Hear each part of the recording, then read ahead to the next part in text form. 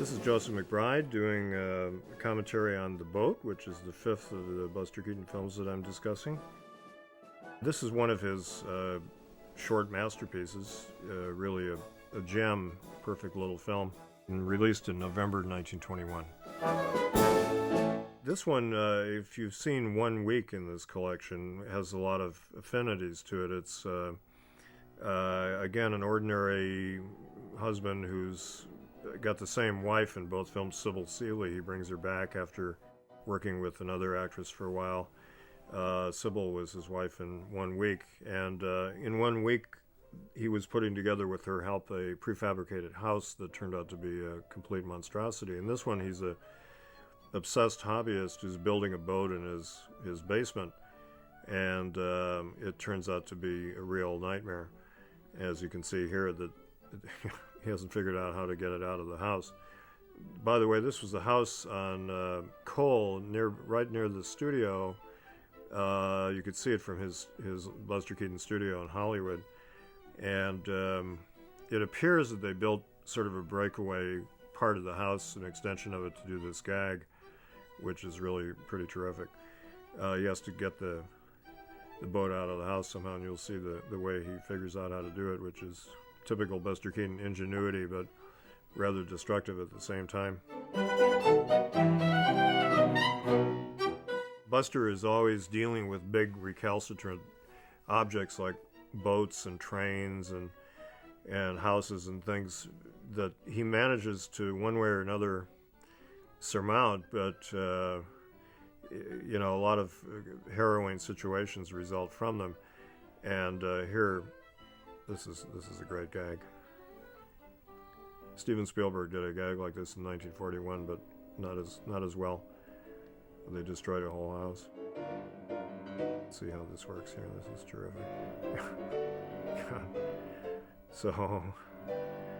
So Buster has ruined his house. It became necessary to destroy this house in order to have a hobby, I guess, is the way that the character's logic works.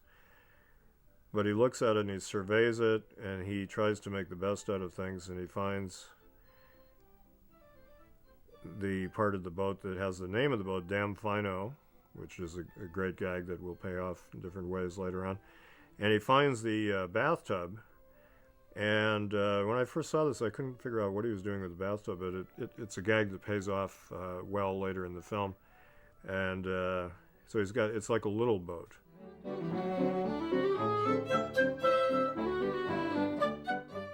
And he puts it in there, and actually what happens is he'll use that as a lifeboat, so it becomes an important component to the situation. So he's always salvaging what he can out of harrowing situations. Keaton, as a family man, that's part of what he's making fun of in his films.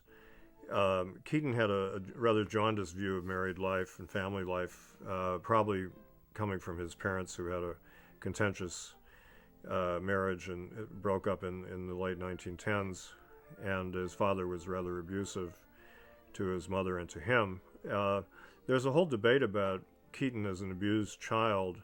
I think it's quite clear when you read his life story that he was actually abused. I mean, he was thrown around the stage by his father in rather harrowing ways, and he learned how to survive. That was part of their act, and they actually treated this as comedy. That was a big part of their act in vaudeville, that Buster was being tossed around. Now you see a little boy, he's got two kids in here, and I certainly hope it's a dummy that they use in this scene, because it looks like the kid is rather in jeopardy. And looking at the film carefully, I think I could see that there's a very subtle cut where a dummy is substituted for the boy in this scene. I think you can see a little jumping there, and so it was a dummy being used, not the kid. But he's doing what his father did, which is to have supposed fun with kids in jeopardy and kids being put in dangerous situations, which I don't think is really funny. Maybe it's a different attitude we have today. Back in the vaudeville days, Keaton's audience seemed to think that was hilarious, where he was being thrown around the set and dragged around and taking terrible falls and things. And the authorities in those days would quite often investigate and call them in for hearings, and then they would skip town, and they always seem to get away with it. But when you read biographies of Keaton, it does appear that he developed his sort of withdrawn, distant personality as a reaction to this kind of abusive behavior by his father. And some Keaton fans don't like to hear that because it's maybe too disturbing, but Alice Miller, a psychologist who's written some very good studies of human nature, wrote a piece on Keaton as a classic abused child. And his whole shtick of not smiling is he explained it as a way to get more humor. This is a classic moment, by the way, where the boat sinks as it's going down. But he explained not smiling as a way of getting more laughs, that if you didn't laugh, the audience would think it was funnier. And if you played it straight, which is a basic rule of comedy, it's funnier. But you could also see it as a reaction to being abused, that, it's a kind of withdrawn disconnect. And there's a sort of disconnect between his emotions as a character in dramatic situations and the reality of events that are going on. He reacts a little out of sync from the normal human reactions. And here again, he's putting his kids in jeopardy, which, he thinks is funny. And I find it rather harrowing, but that's part of the harrowing nature of this film, that it's not, to me, a terribly funny film. It's more kind of a nightmare film. Buster had two sons of his own, and in this film, he has two sons, and they're both wearing little pork pie hats, which is cute. But he doesn't seem to be terribly fond of them. And this could be the fact that, his parents were not good role models for what married life, family life should be. And Buster in his own family life had trouble having marriages until his third wife. As he got older, he sort of mellowed out. But he had the two sons, and his wife, Natalie Talmadge, had a very bitter divorce from him and took the sons and renamed them.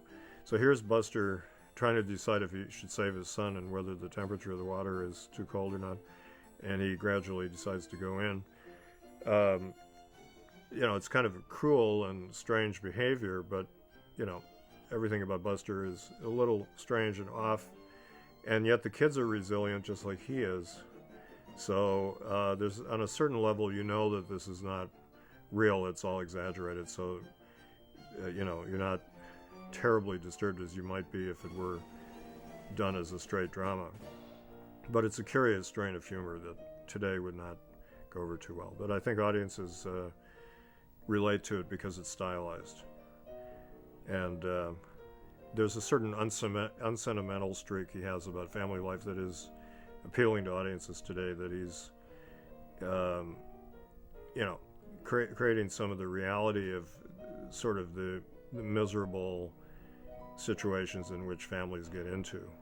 And the wife in this film is amazingly compliant, as Keaton's women tended to be, that they would go along with the most ridiculous ordeals that the husband would put them through, which is amusing. Now, the boats in this film were designed by Fred Gaburi, who was Keaton's technical director, who really deserves a lot of credit for making these films work, because the stuff had to work in front of the camera. It was not optical effects like they would do today. So here you have, for example, the retractable funnel and mast going under the pier, which is a wonderful gag. Fred Gaburi had to make that work. He built two boats for this film. One was going to sink and one was going to float, but the problem was, and Keaton loved telling the story, that the boat that was going to sink wouldn't sink, and the boat that was supposed to float kept trying to sink. So he had all kinds of problems, and Gaburi had to devise ways to make the boat sink when it was supposed to sink, and he attached steel cables to it, and he had underwater pulleys and things, and he had a tugboat that was making it sink. But here the calamity hits as he's going under the thing, and so part of the fun of the films is he's outwitting us with the expectations that we have for certain scenes, and he's able to pull off things we didn't think he could pull off, and yet it all sort of blows up in his face and doesn't work out the way he expects, which is part of the sort of myth of Sisyphus aspect of his films, that he's the little guy struggling to control the complexities of the world, and it's always a little beyond him, but he's able to survive it. A lot of what his films are about is survival, durability, being able to put up with an amazing amount of suffering and still survive, which is heartening to an audience. I think that without a lot of falderall, he just gets through no matter what horrible situation happens to him. 10 Seconds Later, I think, is a wonderful title. It's very surrealistic. Buñuel had a title that was sort of like that in Andalusian Dog, which came out in 1929. And Buñuel and Salvador Dali, his collaborator on that film, were big Buster Keaton fans. So that's kind of playing with the audience's expectations of what titles should be. Usually you would say an hour later, 2 hours later. 10 Seconds Later is a ridiculous title. So Keaton, one thing that's noticeable in this film, he doesn't use the titles very much for informative purposes. They're done for humor.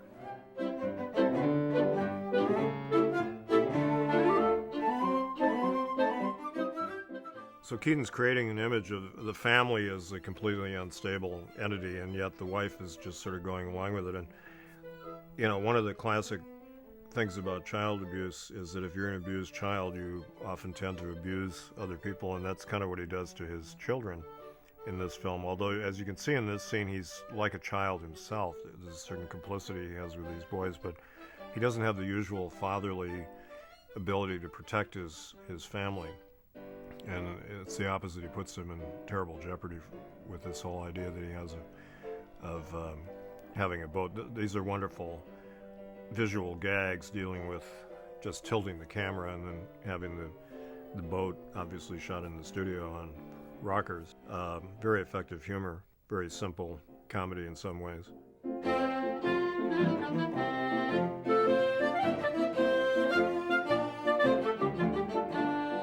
He's such a blinkered character that he's going to try to hang this picture on the wall, and yet he's pounding a hole in the boat.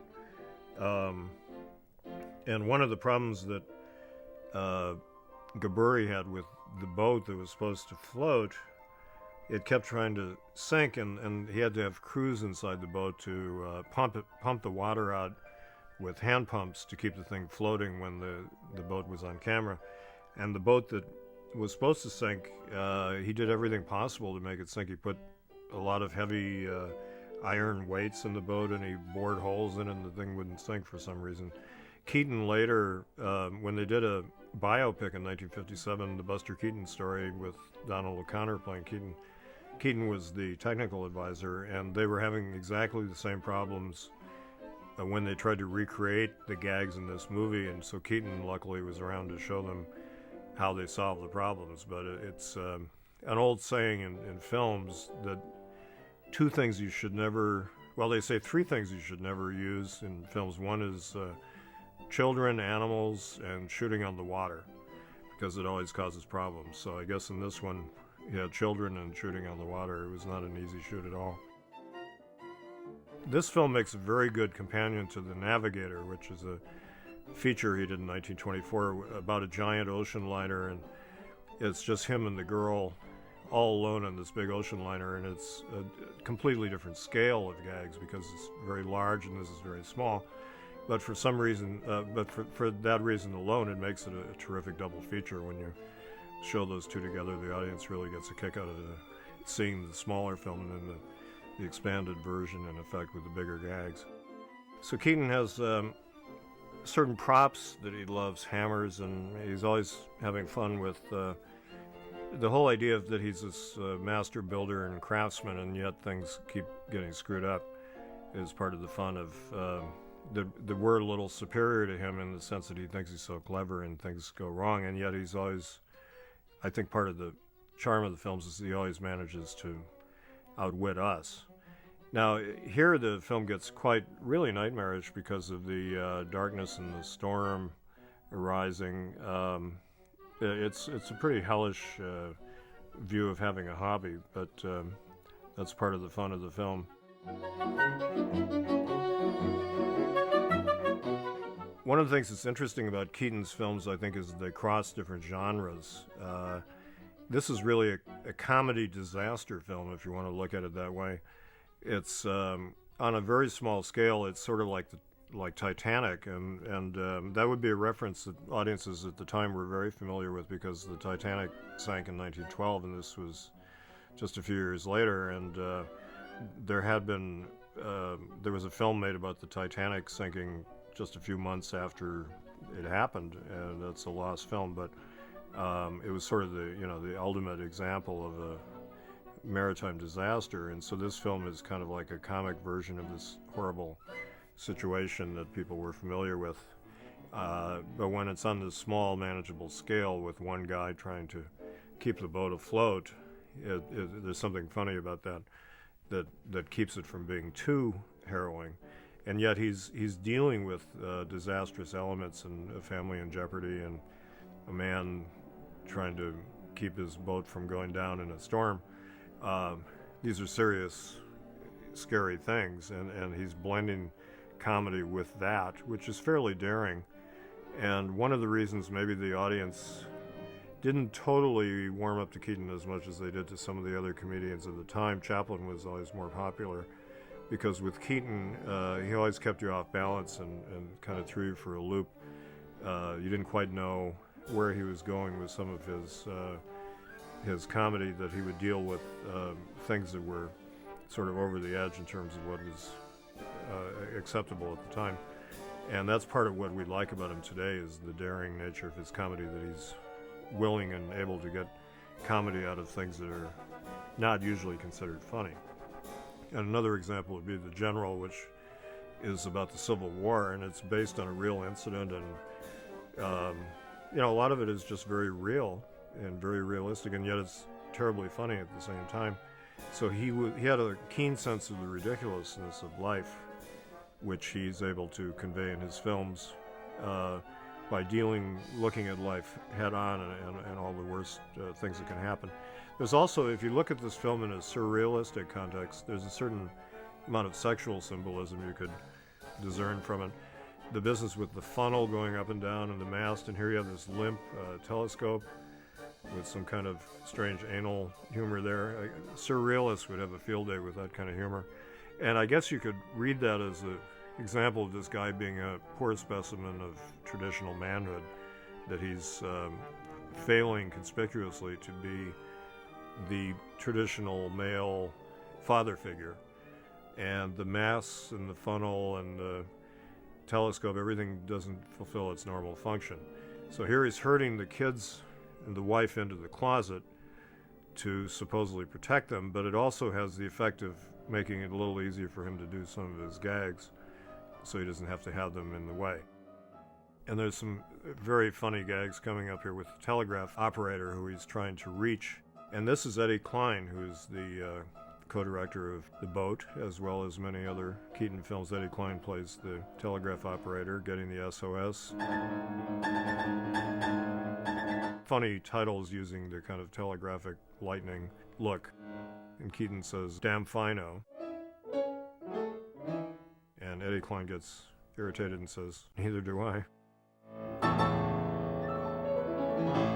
So the "damn fino" is such a funny pun. Keaton loved verbal humor and puns, and he's able to insinuate it into silent films. There is an international Keaton society called the Damn Finos, which is homage to this film. Now here you see wonderful gags with the set actually revolving completely, and Keaton trying to keep up with it. If you've seen Fred Astaire doing the same thing in Royal Wedding, where he's got the room revolving, they had it on a centrifuge kind of thing, and so Keaton must have done something similar to that. It's anticipates that by quite a few years, and he's trying to nail himself to the floor. I mean, he's constantly thinking of ingenious but ridiculous situations to try to get himself out of trouble and solve problems, but it doesn't quite work. So again, you notice not having the wife and kids around, it would be very hard to do these gags with other actors in the frame. I think it'd be almost impossible, and too dangerous perhaps. So That's one reason he puts them in the closet. But he's supposedly doing that to protect them. But he was, great at falling, tumbling, and yet keeping his body sort of erect despite it all. And that's a nice sight gag with the girl's legs upside down. And the boat bobbing up and down. It's complete ridiculousness. You can imagine in a theater at the time people were probably just roaring with laughter because it's really pushing a situation to the limits. That's one of the things he did so well, was take a situation, just push it and push it and push it, and be very logical about, okay, this would happen, then this would happen. Things would really get out of control. And that's part of the surrealist way of thinking, is you take ordinary reality and push it and make it surreal, which means more than real.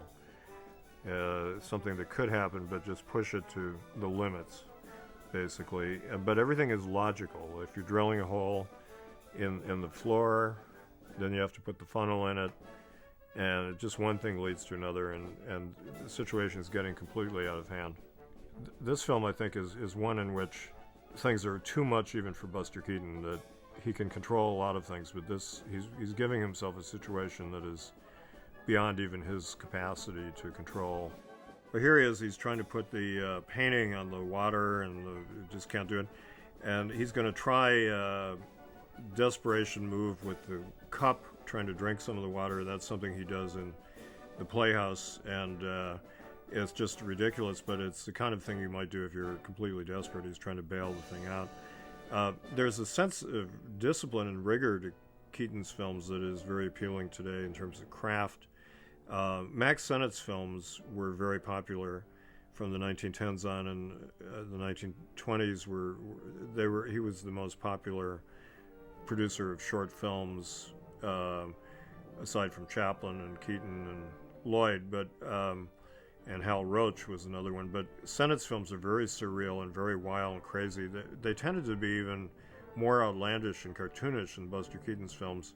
Keaton's films have a certain rigor and logic that almost makes them believable, and he's, the fact that he's actually going through some of these experiences, even though it's a set, and that some of the things, the boat would probably sink quicker in real life than it would in some of these scenes, and yet you see him coping with the actual objects and going through a lot of physical ordeals.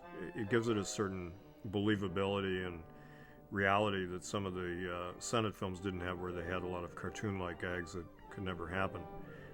Sennett's films are very surreal, and a lot of them are lost, unfortunately, but when you read the scripts and read about them, they sound marvelous. But Keaton's films impress us because of their craft and because of their discipline and rigor, and also the rigor of their logic, that one thing leads to another. Like, for example, this scene where he puts his family in this improvised lifeboat and he's going to go down with the boat. It's disturbing because it's really suicidal, and that's something you don't quite expect in a comedy, that somebody's going to actually go down with the boat.